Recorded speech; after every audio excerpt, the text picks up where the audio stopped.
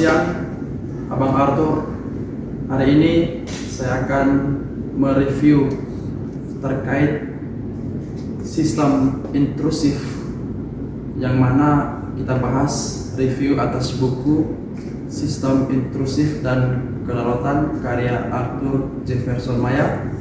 Bersama saya Romanus Sina Malakan Kain, NIM 2370750040. Di sini saya akan menganalisis sistem intrusif dalam kawasan Asia Tenggara, dan hal ini berkaitan dengan regionalisme. Kalau kita mengacu pada Louis Cantori dan Steven Spiegel sebagai pencetus dari sistem intrusif, dikatakan bahwa sistem intrusif merupakan kerangka atau sistem di mana keterlibatan negara-negara kuat di dalam suatu kawasan.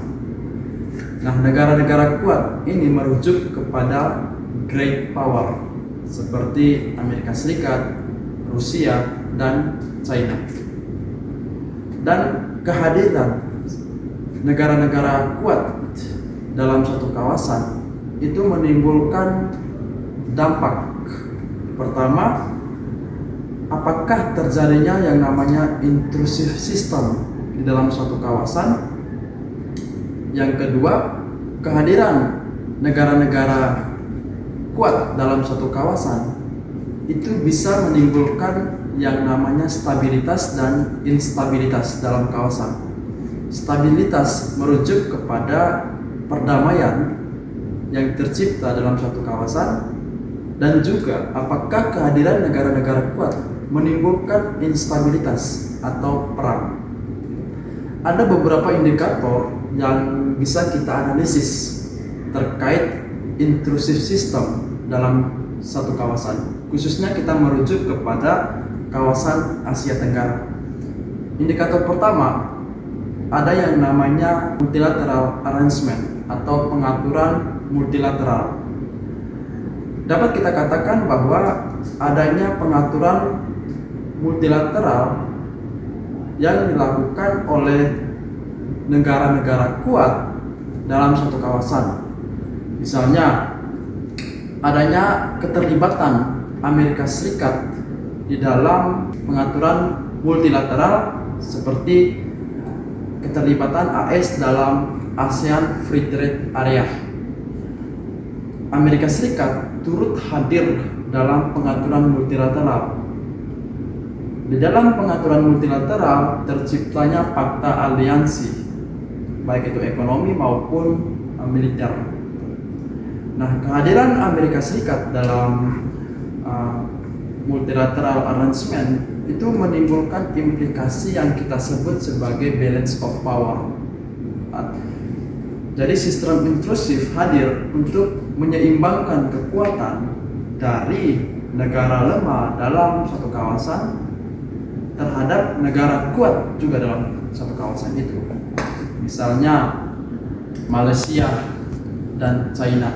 Kita lihat bahwa kedua kekuatan ini berbeda dan China lebih mendominasi. Tetapi kehadiran Amerika Serikat justru membalancing kekuatan Malaysia dan China. Jadi implikasi kehadiran sistem intrusif menciptakan proyeksi yang kita sebut sebagai balance of power.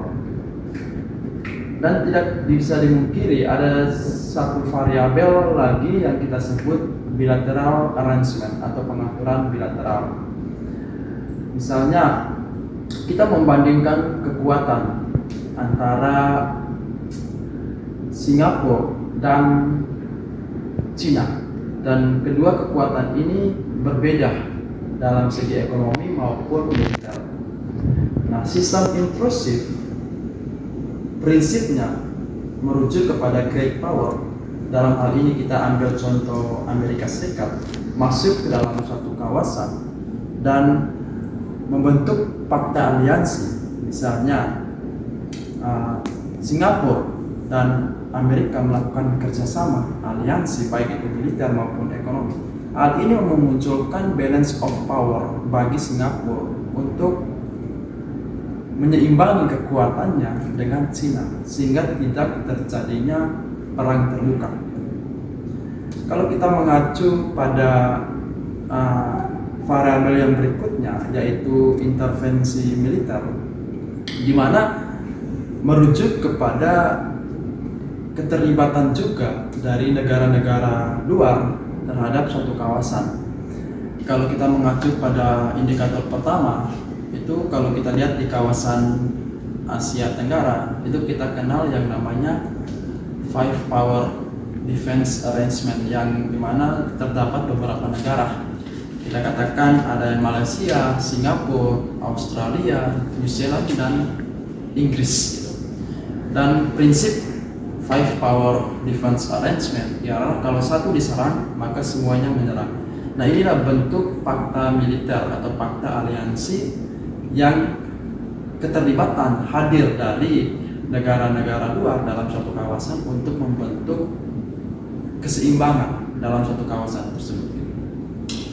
Lalu indikator yang terakhir yang sangat penting juga kita lihat adanya pengaturan ekonomi yang dimana lewat perdagangan dan investasi ekonomi. Bahwasannya di dalam suatu kawasan ekonomi itulah yang menggerakkan suatu negara untuk terlibat dalam suatu kawasan. Amerika terlibat dalam Asia Tenggara karena ada permainan ekonomi di Laut Cina Selatan. Rusia terlibat dalam suatu kawasan di Asia Tenggara, khususnya studi kasus Laut Cina Selatan, karena adanya ekonomi yang menggerakkan di sana. Jadi ekonomi inilah yang menjadi basis struktur bagi negara untuk melakukan kolonialisasi atau melakukan ekspansi dalam suatu kawasan tersebut. Jadi itulah indikator-indikator yang memberikan impact dari kehadiran sistem intrusif. Apakah sistem intrusif ini menghadirkan stabilitas di dalam suatu kawasan atau juga akan menghadirkan instabilitas yang bisa menimbulkan perang terbuka. Tetapi kita bisa analisis kenapa Laut Cina Selatan sebagai studi kasus yang kita bahas dalam video ini tidak terjadinya perang terbuka. Jawabannya, kalau ada yang bilang diplomasi, iya, diplomasi juga ada peran penting juga dalam menciptakan stabilitas sehingga tidak terjadinya perang terbuka. Tapi nyatanya bahwa kalau diplomasi yang level itu akan menunjukkan adanya perang terbuka. Tetapi sekarang kita melihat tidak adanya perang terbuka. Jawaban yang pasti adalah karena kehadiran sistem intrusif. Ada Rusia di Vietnam, ada Amerika Serikat di Filipina dan Malaysia, sehingga menciptakan kondisi dalam satu kawasan itu stabil. Hal ini menunjukkan bahwa kehadiran negara-negara luar ini bisa memberikan impact yang cukup signifikan. Tetapi kalau dalam konteks kekuasaan kita melihat ini adalah bentuk hegemoni negara-negara luar kawasan ke dalam satu kawasan untuk ikut aktif, dan tentunya kembali lagi kepada permainan ekonomi yang menjadi basis struktur dalam sistem intrusif kehadiran negara luar dalam suatu kawasan. Lalu kita akan menganalisis pengaruh keberadaan sistem intrusif dalam suatu regionalisme.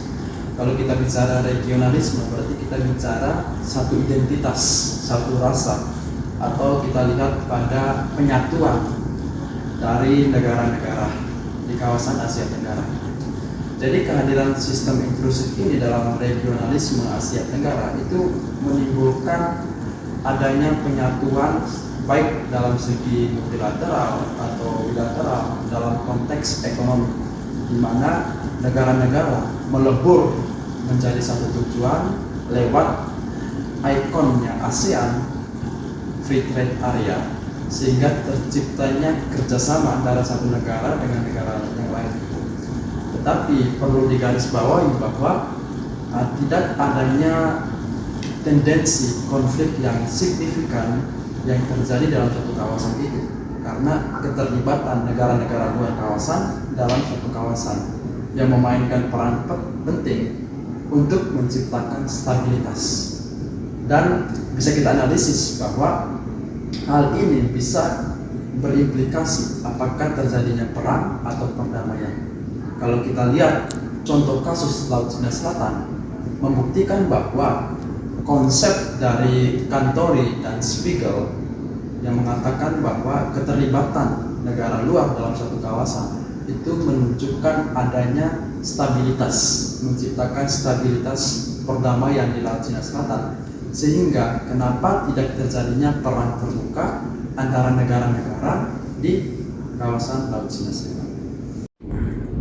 Kalau kita berbicara tentang kawasan Asia Tenggara, ada satu studi kasus yang kita harus teliti, menganalisis, yaitu Laut Cina Selatan dan keberadaan dari Indonesia. Jadi Indonesia sebagai negara kepulauan yang luas juga memainkan peran penting keterlibatan para intruder atau negara-negara kuat dalam suatu kawasan. Jadi bisa dikatakan bahwa Indonesia dan eksistensi dari Laut Cina Selatan itu dikatakan menjadi logosentris untuk pemicu para intruder masuk ke dalam kawasan Asia Tenggara, khususnya dalam studi kasus Laut Cina Selatan. Karena di sana ada ekonomi yang berperan sehingga menggerakkan negara untuk bertindak, memainkan kekuatan militernya untuk masuk ke dalam suatu kawasan tersebut. Jadi bisa dikatakan bahwa Indonesia keterkaitan dengan Laut Cina Selatan memiliki logosentris yang kuat untuk memancing para intruder masuk memakan umpan akan kekayaan sumber daya alam dalam suatu kawasan, sehingga terciptanya sistem intrusif dalam suatu kawasan tersebut. Kalau kita bicara terkait regionalisme, satu konsep yang penting ialah sovereignty atau kedaulatan. Kalau kita mengacu pada negara-negara di kawasan Asia Tenggara, itu memiliki kedaulatan yang berbeda-beda. Dan kalau kita melihat konsep kedaulatan dari Michel Foucault, itu kedaulatannya itu sangat lunak sifatnya. Dan hal ini bisa menimbulkan konflik karena masalah border, batasan wilayah. Tetapi ini juga menjadi stabil karena kehadiran sistem intrusif yang terlibat dalam suatu kawasan, sehingga secara tidak langsung memainkan peran penting untuk menetralisir kedaulatan dari negara-negara lain untuk tidak berbenturan antara satu kedaulatan dengan kedaulatan yang lain, tetapi menjadi satu identitas, menjadi satu globalisme yang menyatukan negara-negara lain untuk mau melakukan pengaturan multilateral, bilateral, intervensi militer maupun dalam segi ekonomi. Demikian pemaparan saya terkait sistem intrusif dan berkaitan dengan regionalisme di kawasan Asia Tenggara. Semoga bermanfaat. Terima kasih.